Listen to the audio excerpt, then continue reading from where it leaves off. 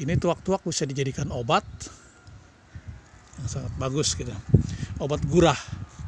Perpaduan antara daunnya ini dengan batang, kulit di batangnya diambil, kemudian dicampur dengan air sedikit, diperah sampai apa gitu, kemudian dimasukkan ke dalam hidung, diteteskan beberapa tetes ke dalam hidung, disedot ke dalam. Nanti akan keluar lendir dari dalam hidung. Oke, kita lanjut.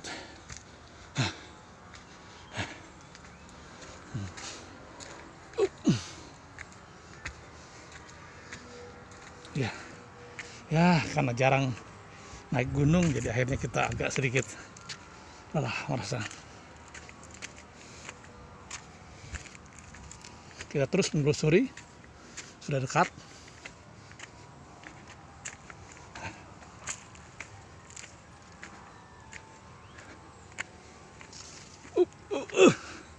Ya, sudah dekat sekali. Nah, itu dia. Ya, ini berbatasan dengan pemakaman Muslimin.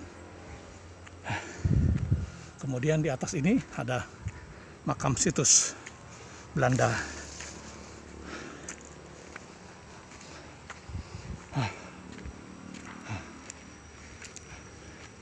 Ini salah satu pertama kita temukan makam Belanda. Tapi sayang sudah tidak bagus lagi, namanya J. Orompis. Baik, ini yang berikutnya. Ini Marta, lahir 1940, meninggal 1941. Berarti usianya hanya 1 tahun. Kemudian ini sudah rusak, sudah patah, tidak ada lagi namanya. Kemudian yang sebelahnya juga sudah tidak ada namanya lagi, rusak seperti ini. Tapi ini ada pecahan-pecahan seperti ini. Oke, lanjut. Kita akan terus melihat ke atas.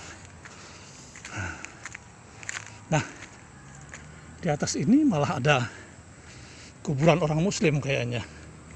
Kok ada tulisan Arab berdekatan dengan makam Belanda. Ada kemungkinan makam ini kalau memang Muslim, berarti dia pada zaman Stengkolan Maskapai Perapatan, perusahaan batubara di Teluk Bayur, beliau ini adalah salah satu staf. Kemudian meninggal dan dimakamkan di sini. Karena sebelumnya di sini tidak ada makam. Waktu zaman Belanda tidak ada makam di sini.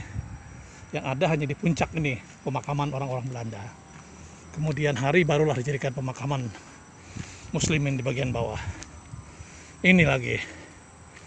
Ini sebetulnya dulunya makamnya sangat indah sekali. Tapi sayang oleh pelaku-pelaku kejahatan mengambil besi, habis besi-besinya seperti ini. Dipotong-potong gitu, ini bekas dipotong gitu. Terus dipotong besinya. Dan ini juga dibongkar, dipotong-potong itu besi, diambil besinya. Sangat menyedihkan memang.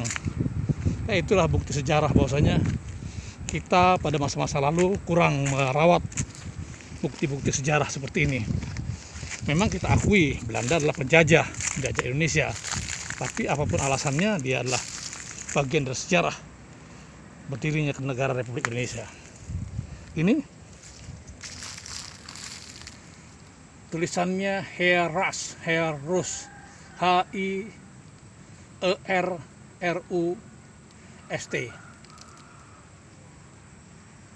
Ya, tidak kelihatan dengan jelas, tapi kelihatan itu open lah, 3219 berapa ini? Seperti 1855 atau 1555 ini. Ya, tidak kelihatan dengan jelas. Nah, ini makam sebelahnya juga itu, sebelah kita ke sebelah ya, makam. Ini dia. Ini di sebelah ini juga makam, tapi sudah tidak ada tulisan patah. mungkin ketuaan. Nah ini lagi sebelahnya juga makam Belanda. Di dalamnya ada tulisan. Coba kita lihat, mudah-mudahan bisa jelas gitu ya. Nah seperti ini, mudah-mudahan bisa jelas. Ya, tidak begitu jelas tulisannya. Kalau yang ini tadi yang sedikit jelas ya. Kita lebih dekatkan lagi yang Herzl. Oke, supaya bisa terbaca. Baik, selanjutnya kita berpindah ke makam-makam lainnya. Jadi sudah ada 1, 2, 3, 4, 5, 6, 7, 8. Kemudian ini juga makam Belanda. Ini Herzl. Oh, Herzl. Apakah ini Herzl tulisannya? Itu apa? Kita tidak paham apa ini maksudnya. Nah, ini juga ada tulisan, cuma tidak begitu terang. Mudahan seperti saya ambil gambar seperti ini, tulisannya bisa kelihatan dengan jelas ya. Oke, itu ada tulisan berapa itu? 32. Apakah 1832 ataukah 1932? Ya, tidak begitu jelas tulisannya itu. Oke. Kemudian ini juga tugu, ini sangat besar. Tugu ini. Kita lihat tugu ini. Ya. Dari sini, ini dia. Besar sekali, ada tulisan. Ini tulisan pakai marmer. Kelihatan sekali. Herzl. H-I-R H-I-E-R O-F-C Swalang. Jeb 10-10-1930. Oper L 15-4-1931. Job berarti 1931 meninggalnya ini. Kita belum merdeka ya. Kemudian sebelah lagi, nah inilah, ini sangat besar. Ini juga sudah sangat kita sayangkan. Juga berarti ini pejabat dari orang-orang pejabat perusahaan Belanda pada masa itu sangat besar. Bayangkan ini dari sudut ini yang kita lihat ini sampai ke sudut sini, ke besi ini lebarnya lebih 1 meter, hampir 2 meter. Kemudian panjang ke sana sekitar 3 meteran, 4 meter bahkan. Sangat besar pemakamannya. Apakah ini makam 1 orang atau makam 2 orang? Tidak jelas. Tapi pasti dia adalah seorang pejabat pada masa itu, karena sangat dihormati dan tempatnya besar. Cuman sayang, pelapis untuk ini tulisan sudah juga rusak ini. Tidak ada lagi. Ini dia. Sudah tidak ada tulisannya lagi. Tertinggal seperti ini. Nah, di sebelah ini, di bawah-bawah semak-semak belukar juga ada satu pemakaman dan ada tulisannya. Coba nanti kita dari sebelah sana kita coba lihat mendekat, mudah-mudahan bisa. Oke, selanjutnya kita akan lihat coba dari sini. Oh ya, ini ada beberapa makam tapi yang kecil. Ini ada yang kecil, setelahnya berbaring begini. MJFR Nikon. Ya, Prinken. Gip 10-7-1942. Oper berarti meninggalnya nih 12-8-1947. Jadi usia 5 tahun. Anak-anak. Kemudian sebelah ini pasti ini dewasa ini. Karena sangat besar. Ini sangat besar, tapi sayang tulisannya juga sudah hilang. Kemudian di sebelah sini juga sama. Ya, ini ada jejer pakai besi palang salib, itu sebelah juga seperti itu. Ini besar dan itu agak kecil. Apakah ini suami istri ataukah anaknya bersama anaknya? Mas sayang juga tidak ada tulisan di sini, sudah hilang. Sangat disayangkan sekali.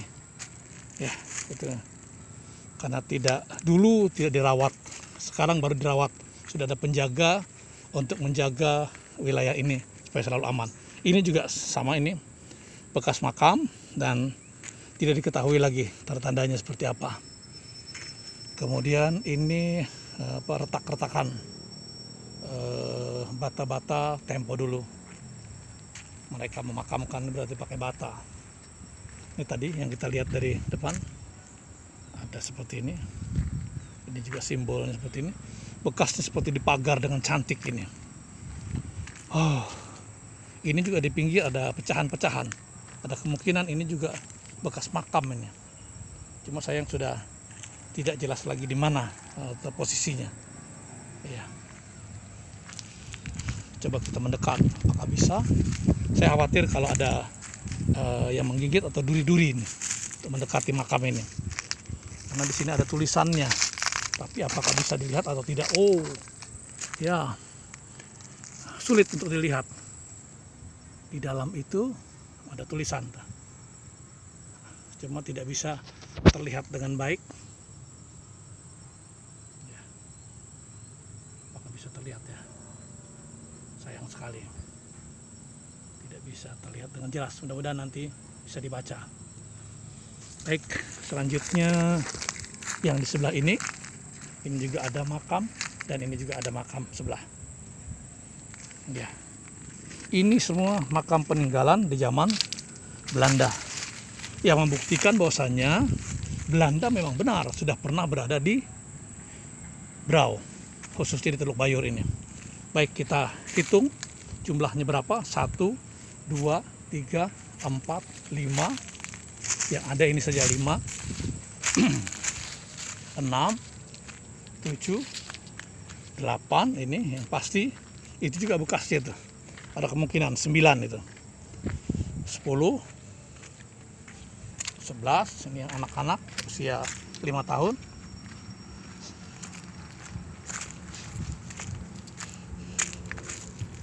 11 makam. Kemudian ini lagi 12, yang ini 12. Kemudian di sudut sana 1, 13. Yang ini tadi sudah kita lihat 14, sebelahnya 15. Ini yang besar, yang paling besar 16.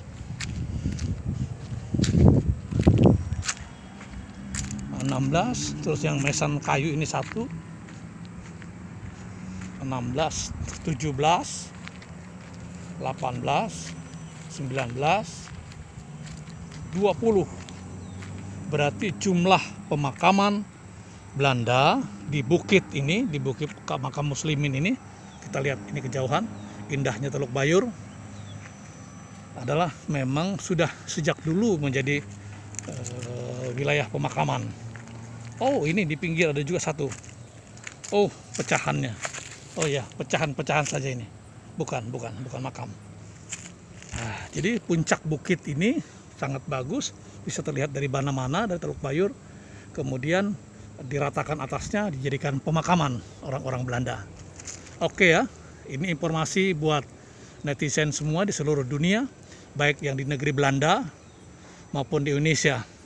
Sejarah perusahaan stengkolan maskapai Parapatan yang ada di Teluk Bayur, Borneo atau di Kalimantan, khususnya Kalimantan Timur, sekarang masuk wilayah Kabupaten Brau. Makamnya masih ada walaupun sudah rusak dan kita tidak bisa lagi membaca satu persatu, kecuali kalau memang ada keluarganya yang napak tilas ke sini dan tahu gambar-gambar foto-fotonya, mungkin mereka bisa mengetahui ini kira-kira makam siapa saja. Tapi yang jelas ini adalah bukti sejarah Indonesia sebelum kita merdeka, yang kemudian menjadikan kita semakin hebat.